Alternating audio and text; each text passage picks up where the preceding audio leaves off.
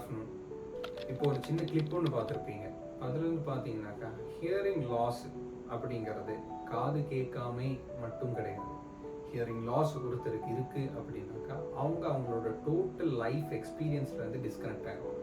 அது என்ன அப்படின்னு பார்த்தீங்கன்னாக்கா, ஃபார் எக்ஸாம்பிள் நம்ம இமோஷன்ஸ், கோபம், சங்கடம், சந்தோஷம் இதெல்லாம் சேர்ந்து தான் நம்ம லைஃப்பை ஸ்பைஸ் பண்ணும்.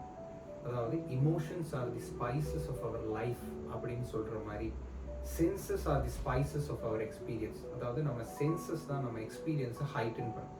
ஃபார் எக்ஸாம்பிள் பார்த்தீங்கன்னா, நம்ம மூவி தியேட்டர் போகிறோம். வீட்டில் உட்காந்து பார்க்குற அதே படம் தான் நம்ம மூவி தியேட்டரில் உட்காந்து பார்க்க போகிறோம். பட் மூவி தியேட்டர்லேருந்து பார்க்கும்போது அந்த ஒரு எக்ஸ்பீரியன்ஸ் ரொம்ப டிஃப்ரெண்டாக இருக்கும். ஃபார் எக்ஸாம்பிள் அந்த சவுண்ட் குவாலிட்டி வித்தியாசமாக இருக்கும், அந்த சென்ஸ் வித்தியாசமாக இருக்கும். அதே மாதிரி இப்போ நம்ம வெளியே டின்னருக்கு ஏதாச்சும் ஒரு நல்ல ரெஸ்டாரண்ட் போனால் அங்கே இருக்கிற சாப்பாடு வீட்டில் இருந்து சாப்பிட்றத விட நல்லாயிருக்கும். அது ஏன் அப்படின்னு பார்த்தீங்கன்னாக்கா, அங்கே இருக்கிற அந்த ஆம்பியன்ஸ், அந்த விஷுவல் செட்டிங், அந்த டிசைன்ஸு, அந்த அட்மாஸ்ஃபியர், அந்த டெம்பரேச்சர் ஆஃப் தி ரெஸ்டாரண்ட் இதெல்லாம் வந்து நம்ம அந்த எக்ஸ்பீரியன்ஸை கம்ப்ளீட்லி டிஃப்ரெண்ட் லெவலுக்கு ஹைட்டன் பண்ணிடும். இப்போ ஹியரிங் லாஸோட வந்துட்டு ஒரு ஜென்ரல் வியூ என்னன்னு பார்த்தீங்கன்னாக்கா, ஹியரிங் லாஸ் இருக்கும்போது என்ன, நமக்கு யாராச்சும் ஏதாச்சும் சொன்னால் கேட்காம இருக்கும் அப்படிங்கிறதோட நம்ம நிறுத்திடுறோம். ஆனால் நம்ம எதை மிஸ் பண்ணுறோம் அப்படின்னு பார்த்தீங்கன்னாக்கா, இப்போ ஹியரிங் லாஸால் நம்ம வேலையில் நமக்கு தடைகள் ஏற்படலாம், நம்ம ரிலேஷன்ஷிப்ஸில் நமக்கு ப்ராப்ளம் வரலாம், நம்ம மூட்ஸில் அது எஃபெக்ட் பண்ணலாம். ஓவர் டைம் அது வந்துட்டு நம்ம காக்னிஷனே எஃபெக்ட் பண்ணலாம். காக்னிஷன் அப்படின்னா நம்மளோட பிரெயினோட பெர்ஃபார்மன்ஸ், இல்லை மெமரி, அந்த மாதிரி ப்ராசஸிங், ப்ராப்ளம் சால்விங், அந்த மாதிரி நிறைய விஷயங்கள் அந்த நம்ம காக்னேட்டிவ் இதில் வரும். ஸோ இது எல்லாமே இதை எஃபெக்ட் பண்ணலாம். ஏன் அப்படின்னு பார்த்தீங்கன்னாக்கா, ஃபார் எக்ஸாம்பிள் இப்போ ஒருத்தருக்கு கரெக்டாக அவங்க சொல்கிறது கேட்கல அப்படின்னு வச்சுக்கோங்க. அதாவது இப்போ கிட்டத்தட்ட ஒரு ஹியரிங் லாஸ் இருக்கிறவங்களுக்கு கிட்டத்தட்ட இந்த மாதிரி தான் கேட்கும். இந்த மாதிரி அவங்களுக்கு சவுண்டு கேட்கும்போது என்ன ஆகும், அவங்க இடையில ஃபில் இன் தி பிளாங்க் பண்ண வேண்டியது. ஃபார் எக்ஸாம்பிள் இப்போ நம்ம ஒருத்தன்ட்ட பேசிகிட்டு இருக்கோம். இப்போ நம்ம வீட்டில் ஒரு ரவுண்ட் டேபிள் உட்காந்து எல்லாரும் டின்னர் சாப்பிட்டுட்டு இருக்கோம் வச்சுக்கோங்களேன். இப்போ அவங்க இப்போ ஏதாச்சும் சொல்கிறாங்க, அங்கேருந்து அந்த ஸ்பூனில் அந்த தயிர் எடுத்து கொடுங்க அப்படின்னு கேட்குறோம், இல்லை ஸ்பூனில் அந்த கறி எடுத்து கொடுங்க அப்படின்னு கேட்குறோம். ஸோ திடீர்னு நம்ம அந்த மாதிரி கேட்கும்போது அவங்களுக்கு ஸ்பூனு தான் கேட்டிருக்கோம். மிச்சம் அவங்க ஓகே நீங்கள் பண்ண ஆக்ஷனே இதே வச்சு ஓகே இதுதான் எடுக்கிறதுக்கு சொல்கிறாங்க அப்படின்ற மாதிரி அவங்க இது ஜஸ்ட் ஒரு இன்ஸ்டன்ஸ். இந்த மாதிரி லைஃப் ஃபுல்லாகவுமே, அதாவது அந்த நாள் ஃபுல்லாகவுமே இந்த மாதிரி நிறைய இதில் அவங்க ஃபில் இன் தி பிளாங்க் பண்ண வேண்டியது வந்துருக்கும். ஸோ அது என்ன ஆகும், it takes a lot of our mental ability. So அந்த மாதிரி நம்ம கன்சிஸ்டண்டாக பண்ணிட்டு இருக்கும்போது it will lead to fatigue. So என்னாகும், over the time towards the end of the day, generally நம்ம இங்கே வர கிளைண்ட்ஸ் எல்லாத்துக்குமே நம்ம கேட்கும்போது towards the end of the day அவங்க வந்துட்டு ரொம்ப இரிட்டபிளாக இருப்பாங்க. சீக்கிரம் கோபம் வர்றது, ஜாஸ்தி பேச மாட்டாங்க.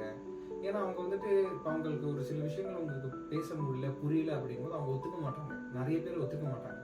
Only there are few people, who are confident and resilient enough to accept it and overcome it. But most people இல்லை எனக்கு பரவாயில்ல, எனக்கு கேட்குது, எனக்கு அது இன்ட்ரெஸ்ட் இல்லை அப்படி சொல்லி அவங்களே அவங்க லைஃப்ல இருந்து அவங்களை ஒதுக்கிக்குவாங்க. நிறைய பேர்ல நீங்கள் இதை பார்க்கலாம்.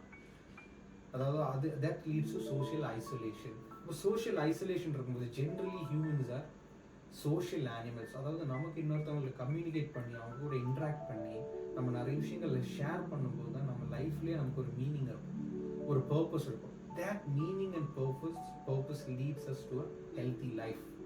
ஜென்ரலி அதனால தான் இப்போ காது கேட்காதவங்க நிறைய பேருக்கு their லைஃப் ஸ்பேன் ஷார்ட்டன்ஸ் அப்படின்னு நிறைய ரிசர்ச் நீங்கள் பார்க்கலாம். ஸோ அதெல்லாம் என்ன பார்த்தீங்கன்னா இந்த விஷயம்னால தான். ஸோ இப்போ இந்த மாதிரி இருக்கிற கான்சிக்வன்சஸ் எல்லாம் வந்து திடீர்னு ஓவர் நைட்டில் வராது. இப்போ நேற்றுல அது இன்னைக்கு அப்படி வராது. ஜென்ரலி ஹியரிங் லாஸ் எல்லாமே ப்ரோக்ரெசிவாக தான் இருக்கும். ஜாஸ்தி இந்த மாதிரி எஃபெக்ட் ஆகுது ஜென்ரலி ஓல்டேஜ் இருக்கிறவங்க, அதிகமாக நாய்ஸ் எக்ஸ்போஜர் இருக்கிறவங்க. அதுக்குன்னு யங்ஸ்டருக்கு வராது அப்படின்னு இல்லை. நாய்ஸ் எக்ஸ்போஜர் இருந்தால் யங்ஸ்டர்ஸுக்கும் இந்த ப்ராப்ளம் வரும்.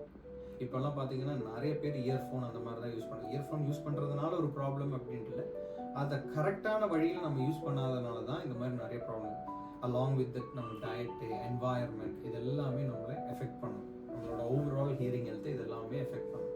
ஸோ இந்த மாதிரி விஷயம் நான் சொன்ன மாதிரி ஓவர் நைட்டில் வராது. ஸோ எப்படி இதை ப்ரிவென்ட் பண்ணலாம், எப்படி இதை ஓவர் கம் பண்ணுறது அப்படின்னு பார்த்தீங்கன்னாக்கா, நம்பர் 1 ரெகுலர் செக்அப்.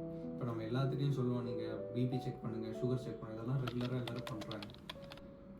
இந்த மாதிரி ஆர்கன்ஸ், அதாவது கண், காது, இந்த மாதிரி விஷயங்கள்லாம் ஜாஸ்தி பேர் யாரும் செக் பண்ணுறதே இல்லை. இப்போ நமக்கு இந்த கோவிட் டைமில் தான் நமக்கு ஸ்மெல்லோடதும் டேஸ்டோடதும் என்ன இம்பாக்ட் அப்படிங்கிறத நிறைய பேர் நோட் பண்ணிடுவாங்க. அப்போ தான் பிகாஸ் ஹியூமன்ஸ் என்னென்னு பார்த்தீங்கன்னா, எப்போவுமே நமக்கு ஏதாச்சும் ஒன்று கிடச்சா we take it for granted இல்லைங்களா.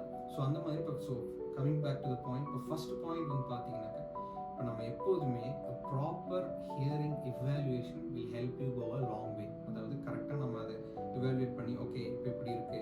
So over the course of time, அதாவது இந்த ஓவர் நைட்டில் வர ப்ராப்ளம் இல்லை, இது over the course of time தான் வரும். Probably 5 years 6 years 7 years. Generally நம்மகிட்ட வர ஒரு 80% கிளைண்ட்ஸ் எல்லாருமே 10 வருஷத்துலேருந்து 15 வருஷமாக ஹியரிங் லாஸ் இருக்கிறவங்க அவ்வளோ லேட் ஆகி தான் அவங்க வருவாங்க. அந்த டைமில் அவங்க வரதுக்குள்ளே என்ன ஆயிரும், இந்த நர்வ்ஸ் எல்லாம் வந்துட்டு ஆல்மோஸ்ட் காம்ப்ரமைஸ் ஆகிரும்.